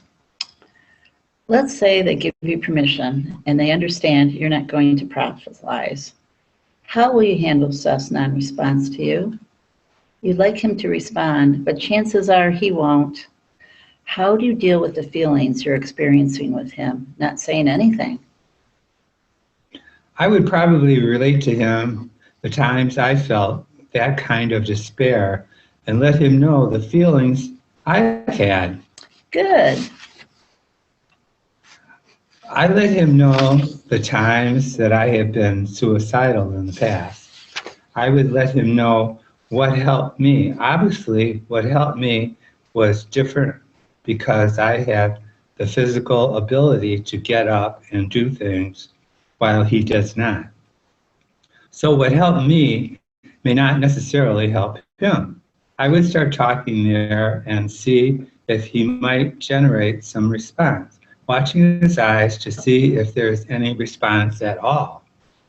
So you'd be telling your story. One other suggestion would be to take the pressure off of you and your heart and mind to give Seth permission not to say anything to you and not to respond, because what you're doing is not depending upon him starting to talk to you. Right. A positive part of this is that you have the opportunity to share. You don't know what's going to really penetrate. So maybe it's a matter of knowing ahead of time. Here are some things I'd like to leave with you, things that I'd like you to consider. I see this similar to ministering to a stroke victim in the hospital. When you continue to talk and pray and talk, read scripture, and with no response, months later, when they come out of it, they say, "Thank you for what you did." I had that experience, unfortunately, with my daughter who died of cancer. Just before she died, I thought she was in a coma. And I spent the day talking with her and reading scriptures to her. I got to a specific scripture, and she said the name of Jesus that came out of the coma, she came out of the coma for a day or two. Then she died shortly after that. So I firmly believe they can hear when you are talking to them when they're in a coma. Mm-hmm, mm-hmm, mm-hmm. You just have to continue to talk and share. I keep her up to date as to what was going on with the rest of the family at that time, as well as some quiet time for herself and reading her scriptures. It sounds like you've been going through a lot, quite a bit yourself. Oh, a tad bit. Right after my daughter died, my wife and I had been with her in Boise, Idaho. We had been there for a month trying to take care of her and get things ready because we knew she was dying. The tough part was trying to get pain control. She had to have a spinal, and they put it in the wrong area to start with. The fluid ended up around her liver, and she finally got jaundice and bloated real bad. They continued to increase her fluid because the pain wasn't going away, but wasn't going to the right spot. When we finally saw the pain doctor, he saw it was in the wrong spot, put it in the correct area, and at this point in time, she was given too much, and although she was pain-free, she was completely paralyzed from the waist down. The doctor warned us that she would stop breathing because the medication might get up into her lungs. So my wife stayed up with her all night. We took turns staying awake with her. We were exhausted by the time we were able to get her into a hospice home. About 2 weeks after we got home, I had a heart attack and I had to have bypass surgery. My wife found a lump in her breast and she had breast cancer. So we went through quite a trauma during that time. I had complications and had to have my chest open 3 times in 30 hours. When I came out of it the 3rd time, my right lung was filled with water and I had pneumonia. I nearly didn't make it. My wife went through the trauma with me, and it was we had a long road ahead of us. And since then, I've had to redo my bypass surgery about 3 times. 3 years ago now.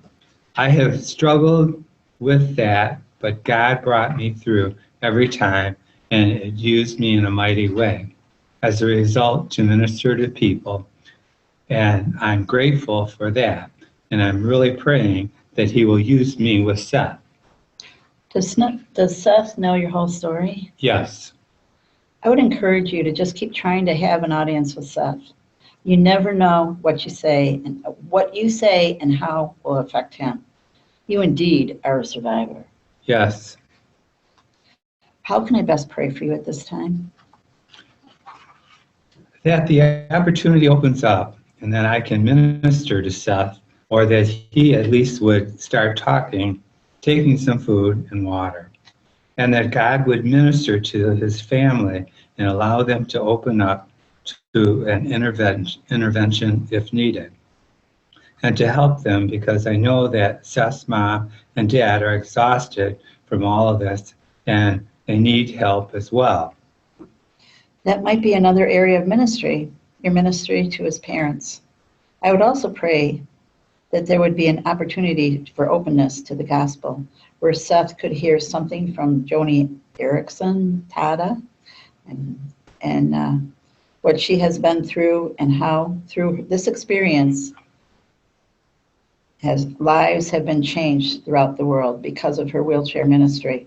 She has written an excellent chapter on suffering in the book, Suffering and the Sovereignty of God by John Piper. It's just amazing. Thank you for being so transparent with me. Thank you for giving me the opportunity. Certainly. Okay. The end. So before we talk about, you guys can have a seat if you like. Thank you. Thank you very much. Applause for Yay! I'd like to make up words. Awesome. My ministry is. Okay, so what did everybody think about this case? It was a complicated case. Wow. I read the analysis already. You read the analysis, then you can't say anything about, because you read the author's analysis. You know, when I first, was somebody saying something, Julie? Nope, I didn't say anything. Oh, there's just some noise coming up. When I first listened to it, you know, when you're just a friend or a relative helping out, you know, often you just kind of stumble around. So sometimes we can not actually help, you know, we're just kind of bumbling around and it doesn't do very much. But then as you were reading what the counselor was saying, then their input to give Phil some ideas what to do if he actually got through to talk to his nephew. So is there any kind of comments you would want to make about what you would say if you were Phil going to see the nephew, or what you would say to Phil as the counselor? I'll take either one from anybody that's interested in commenting. This reminded me of the coaching class, because it was kind of like getting them to, they have the thoughts themselves, right? That's basically what the person did. They guided the conversation. The guy already had good ideas, and he kind of just helped reflect back what he was saying to him, or give him reassurance that he was like on the right track. So it reminded me a lot of the coaching skills. Okay. Counselors have to be quiet and listen. Yeah. Oh, we I would say definitely. encourage the parents to get, you know, more help. You know, Well, if that's, they can't do this on their own, you know, and it's like, you know, as a parent, you want to do that, but, you know, you're human. You need some kind of sleep. You need to take care of yourself, because if you don't take care of yourself, you're not going to be able to take care of them. right, that's the first rule of caregiving, right? If you don't keep yourself healthy, you're not going to be able to take care of someone. So obviously, that's a secondary thing, because his sister and her husband, or well, I forgot the relationship, you know, they have a rough road. Then there's the conflict that he's a Christian and they're Jehovah's Witnesses. Right. But again, we always deal with the first issue first, right? The most acute. Stop the bleeding first and then address the other issues. Right. So he does have that conflict there that they're not letting him in for whatever reason, whether they think they can do it themselves, whether they don't want people in their lives, whatever, because a lot of times as caregivers we think, oh, you know, I don't need help, but you really do. I think too, like, I think somewhere he mentioned something about that he would say that he would suggest help. And I think like as chaplains, one of the things that always stands out when people ask me to describe what a chaplain is a resource person.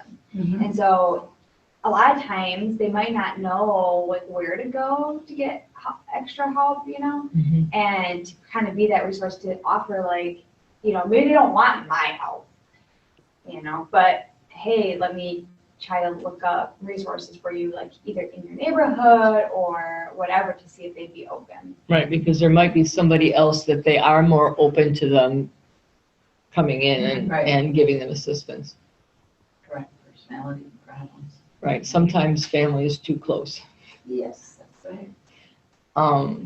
Any other thoughts before we go into the analysis? Okay.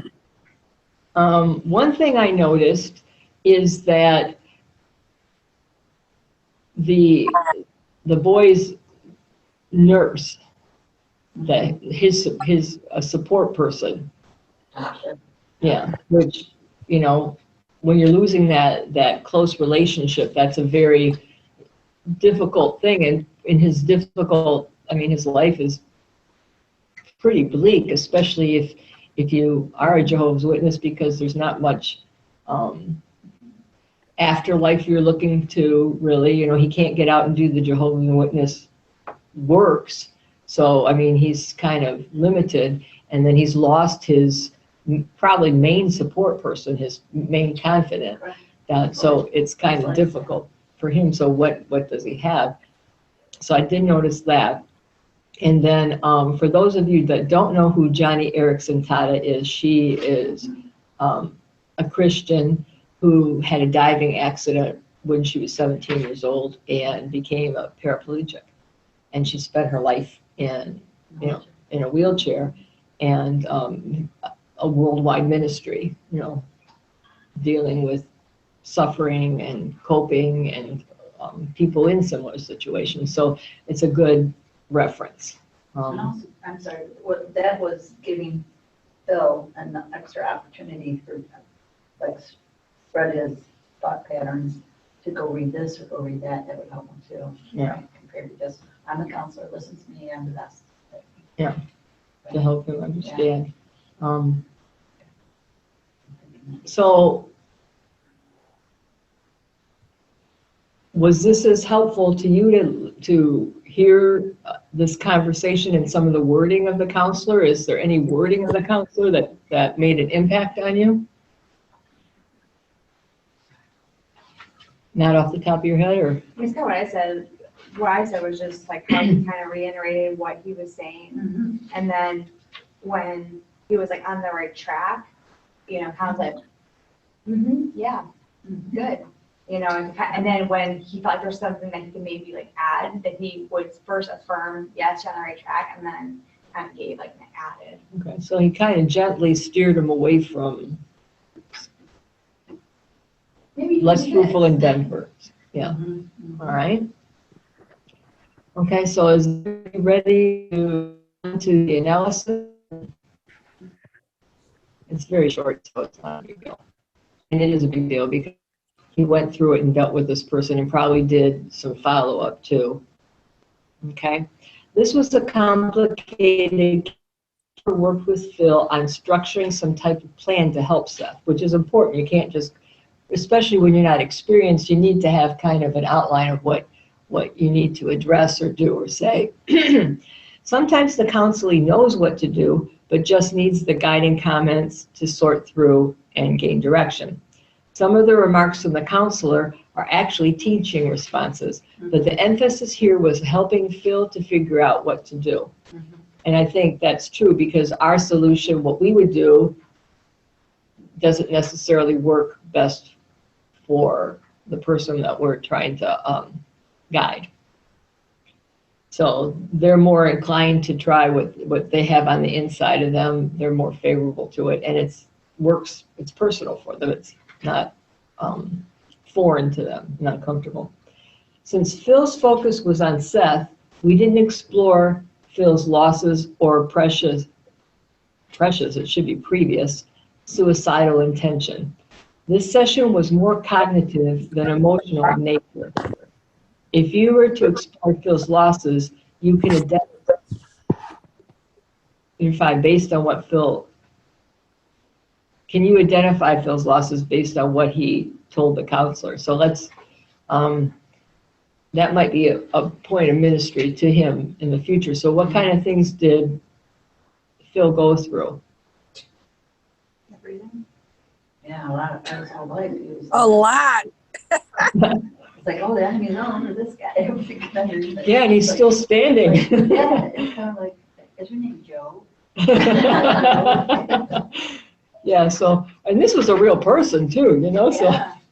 so there's a lot of things that person went through that he can draw from that people can't say, oh, you just don't understand what I'm going through. Correct. I mean, well, yeah, every tragedy that someone goes through we can't identify perfectly, but it's something that we can understand, Correct. you know, so you don't say, I know how you feel, because even if it's the same instance, we're not going to know exactly how they feel, but this is how I reacted, this is how I felt, and you might have some similar things. So if this young man did actually open up to his uncle, he could understand that, look at me, I got through, he knows my story. I went through this, I went through my daughter's loss, I went through this, cancers, and we had all this kind of stuff, and yet I'm here to talk about it today. And you can draw from the strength that I had to get through this. I'm here with you. You know, there is a way at the end of the tunnel. And I think that's one of the most important things that we can do as support people is to provide some hope, because if you don't have hope, you're not going to be motivated to go ahead. So is there anything else? I think one thing I would just add to is, this is kind of for my therapy mindset, but still applicable with this kind of spinal cord injury. It means it was like a C3. So essentially, if he literally has no control of anything other than this. There's not. That's it. But there's still a lot, quote unquote, a lot of things that he can do independently. And you got to think too, like that means that anything bowel related, everything will be taken away from him. He has to do everything. He can't breathe. He can't. Yeah, that means he has a portable generator. That means that even for repositioning, he has to be moved. He can literally do nothing. But there are some things that he can do, and I think that encouraging him to find resources or whatever to encourage some of those independence. Or even one of the things OTs do in particular is we train in how to communicate your needs and wants to people. And so one of the major issues with a physical thing like this is that people feel completely out of control. And you can actually empower them by having them use their words and communicating like, no, I don't like it when you do it like this. I want you to do it like this.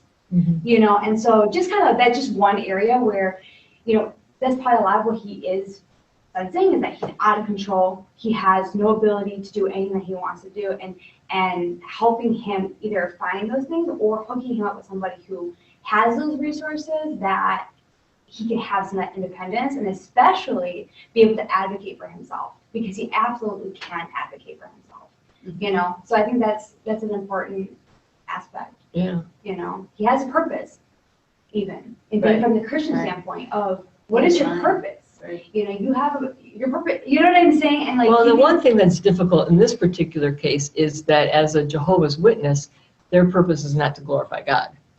While as a Christian, we're here to be pleasing.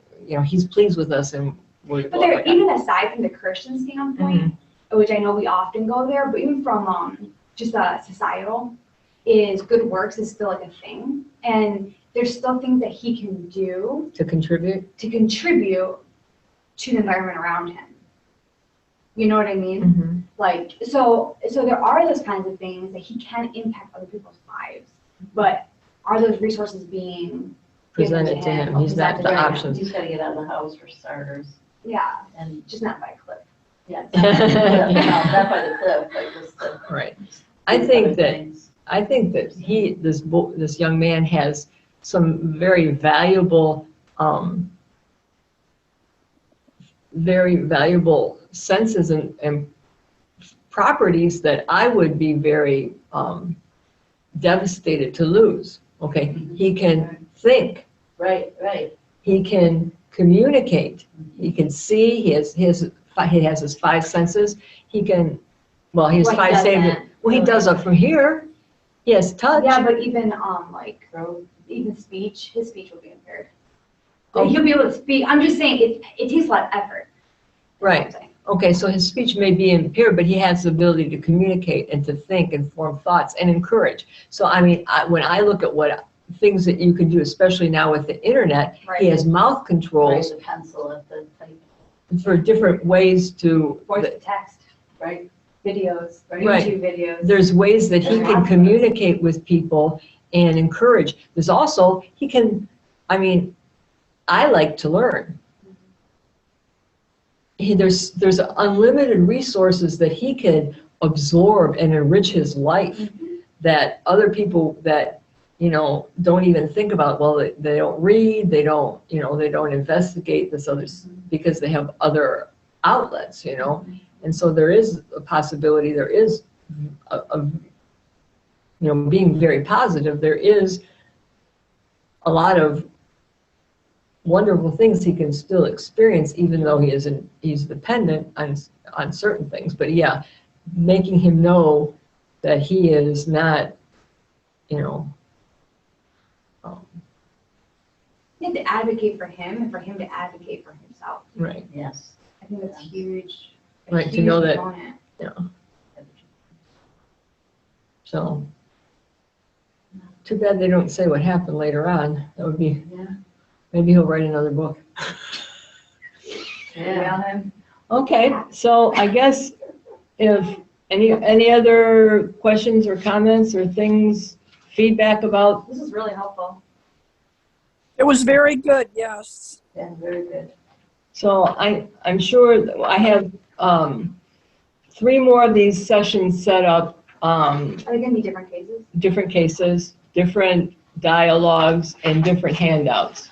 So it was a real, and it's helpful, for all of us to go through it together, because just to read it, it's dry and it's theoretical. So putting What are you some, calling this? Sorry, what are you calling this? helping those in blank, what to say, what not to say.